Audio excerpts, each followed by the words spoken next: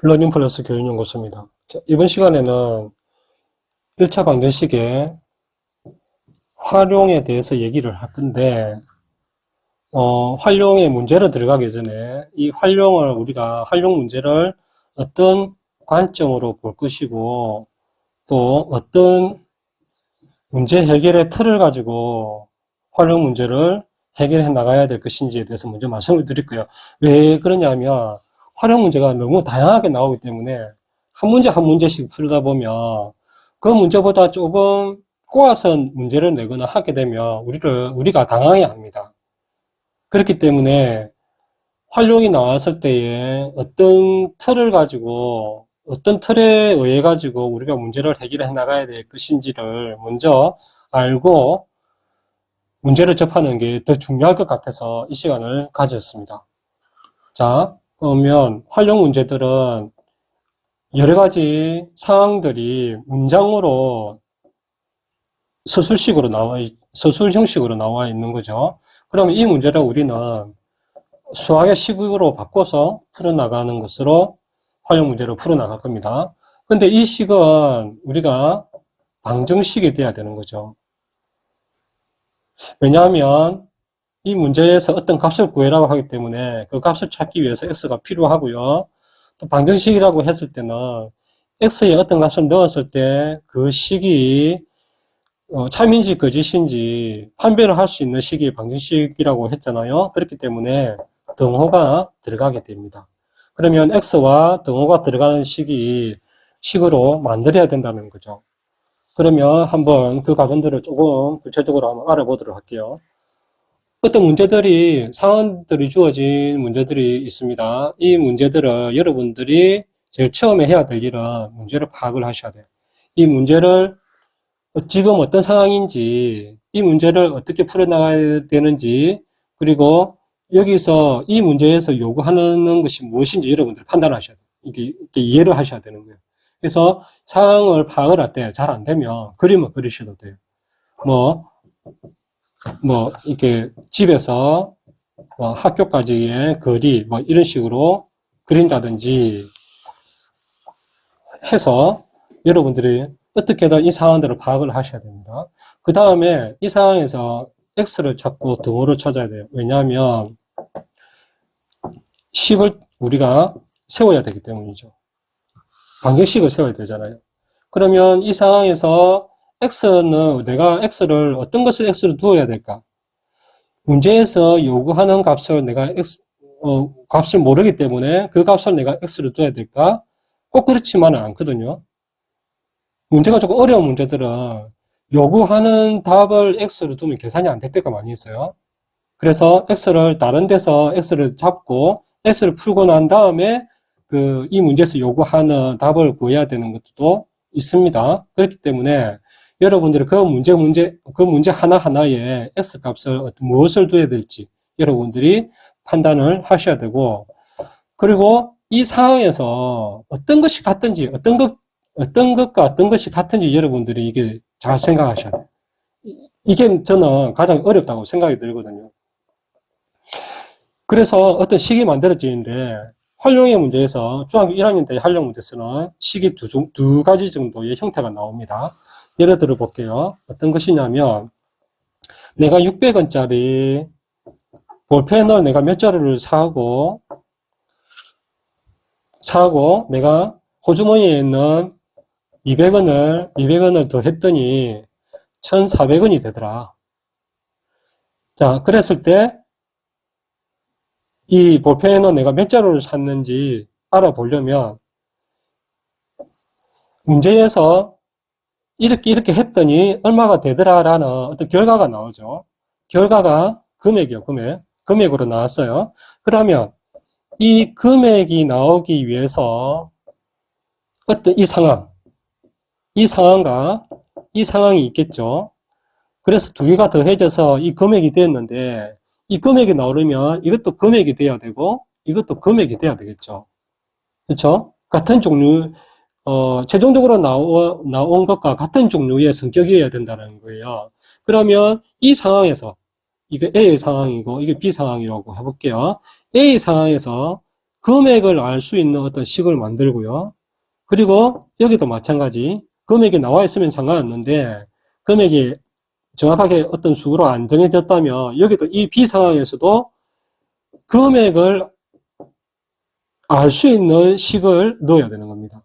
그랬을 때 우리는 이 금액과 같다라는 것이 성립이 되어지거든요. 자, 이런 경우도 있고요. 그래, 이런 경우도 있고, 또, 집에서 학교까지 내가 왕복을 했어요. 근데, 왕복을 했더니 2시간이 걸리더라고요, 2시간. 그러면, A라는 상황, 내가 집에서 학교로 가는 상황인 A, 학교에서 집으로 돌아가는 것이 B 상황을 해봅시다. 그러면 A 상황과 내가 왕복을 했으니까, 갔다가 왔으니까 A 상황과 B 상황을 더해서 2시간이 되어지는 거죠. 그러면 내가 A 상황이라는 것은 어떤 상황에서, 어떤 A 상황에서 내가 무엇을 구하는 식을 써야 되는지, B 상황에도 마찬가지, 그것을 우리가 찾아내야 되는 건데, A 상황에서 시간을 나타내는 식을 써야 된다는 거예요. 네, 왜냐하면 그렇게 했더니 이만큼의 시간이 걸리더라라는 같은 종류의 성격을 가진 식을 써야 된다는 거예요. B 상황에도 마찬가지겠죠. 여기도 시간을 나타내는 식으로 써야 된다는 겁니다. 자, 그러면 이제 이 두 가지 상황들을 볼 때에 식이 만들어지는 것은 A 상황과 B 상황, 뭐 빼길 수도 있겠죠. 더하기도 되고 뺄 수도 될 거니까 했더니 얼마가 나오더라라는 결과치에 맞춰지는 식으로 이렇게 이런 형태로 만들어지는 식이 있습니다. 자, 그 다음에 두 번째는 뭐냐면 어떤 A라는 식, 그리고 B라는 어떤 식, 이것이 같다라는 것으로 나오는 형태가 있어요. 예를 들어 봅시다. 한 의자에 6명이 앉았어요. 근데 몇 개의 의자인지 몰라요. 그랬더니 2명이 남고, 의자에 4명씩 앉았더니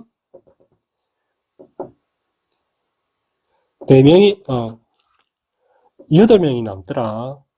이 의자의 개수는 몇 개인지를 우리가 물어보는 거예요. 그러면 이 상황은 우리가 A를 상황이라 하고, 이 상황은 B 상황이라고 해봅시다. 그러면 두 개 중에 어떤 같은 상황이 없잖아요. 남은 학생들도 다르고 없어요.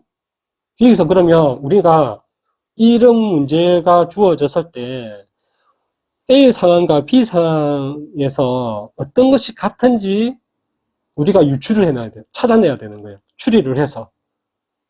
그러면 봅시다. 여기서 우리가 알 수 있는 것은 뭐냐면 이 의자에 앉았던 학생 상관없이 이렇게 시키는 대로 움직이는 학생들이 전체 학생 수가 몇 명인지 있을 거잖아요. 학생 수. 그리고 이 상황에서 마찬가지. 이렇게 해서 2명이 앉았는데 그 학생들은 똑같이 이 상황을 바꾼 거예요. 그쵸? 바꿨으니까 학생 수는 똑같다라는 거예요. 이 상황이나 이 상황이나. 그럼 우리 학생 수가 상황이 같다라는 거예요. A 상황이나 B 상황이나 같겠죠. 그러면 우리가 이 식을 세울 때 A 상황은 학생 수를 구하는 식을 세워야 되겠죠. 이것도 학생 수를 구하는 식으로 만들어야 되겠고, 그러면 결과적으로 이 A의 학생 수와 B의 학생 수는 같죠, 서로. 네, 같은 학생 수들이니까. 그러니까 결과적으로 이 식과 이 식은 같다라고 하고 나오는 겁니다. 이렇게처럼. 이런 예처럼 A의 상황과 B 상황이 같다라고 식을 세울 수가 있는 거죠. 왜냐하면 문제를 유출을 했을 때, 아까의 예처럼 치면 학생 수가 같으니까. 이 식과 이 식이 학생 수를 구하는 식이라면, 이 상황에서 학생 수를 구하는 것이고, 이 상황에서 학생 수를 구하는 식이라면 같겠죠. 그렇기 때문에 이 형태로 나올 수가 있다는 겁니다. 그러면 우리가 식을 세웠어요. 근데 식에 자신이 없어. 내가 이게 맞는지 안 맞는지 잘 모르겠어. 그러면 식을 세운 것을 보고 이 문제 상황을 여러분들이 설명을 해보는 거예요. 내가 식 세운 걸 가지고 반대로. 우리가 문장을 보고 식을 세웠죠? 그러면 반대로 내가 식 세운 것을 그냥 얘기를 하면서 이 주어진 문제하고 같은지를 여러분들이 확인해 주시면 됩니다. 다르다고 조금 느낌이 오면 다시 수정하면 되겠죠. 그런 이후에 세 번째, 이제 이 식을 풀이를 하죠. 풀이는 여러분들이 할 수 있으니까 하고, 마지막에 이 식의 x값이 나올 거예요. 자, 여기서 내가 x의 의미를 여러분 한번 생각하셔야 돼요. 이 문제에서 요구하는 값을 내가 ax로 취급을 했는지, 안 그러면 다른 것을 취급을 했는지, 그래서 이 문제 상황에서 x는 어떤 의미를 가지는지 여러분들 확인을 하셔야 돼요. 그래서 같은 거라면 이게 이제 이렇게 이 문제의 답이 될 수 있겠죠.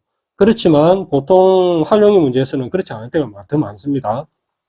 그러면 내가 이 상황에서 x 값을 찾고 그 x 값이 어떤 것인지를 보고 x 값을 활용을 해서 또 어떤 계산을 해야 될 거예요. 그랬을 때 마지막으로 이 문제가 요구하는 답이 나오는 경우가 많이 있습니다. 그래서 이 단계에서 꼭 x의 의미를 여러분들이 발견을 해내셔야 돼요. 예. 우리가 목적하는 게 이 문제를 풀려고 하는 목표가 이거잖아요, 이거. 그렇죠? 이것을 찾기 위해서 하는 거니까 여러분들 항상 문제를 풀이하는 과정에서 이 목표를 향해 가시면 좋을 것 같습니다. 예. 이런 틀 안에서 여러분들이 문제를 해결해 나가는 습관을 들였으면 좋겠고요. 다음 시간에는 이러한 틀을 활용을 해서 실제적인 문제들을 한번 풀어보도록 하겠습니다. 자, 오늘은 여기까지 하겠습니다.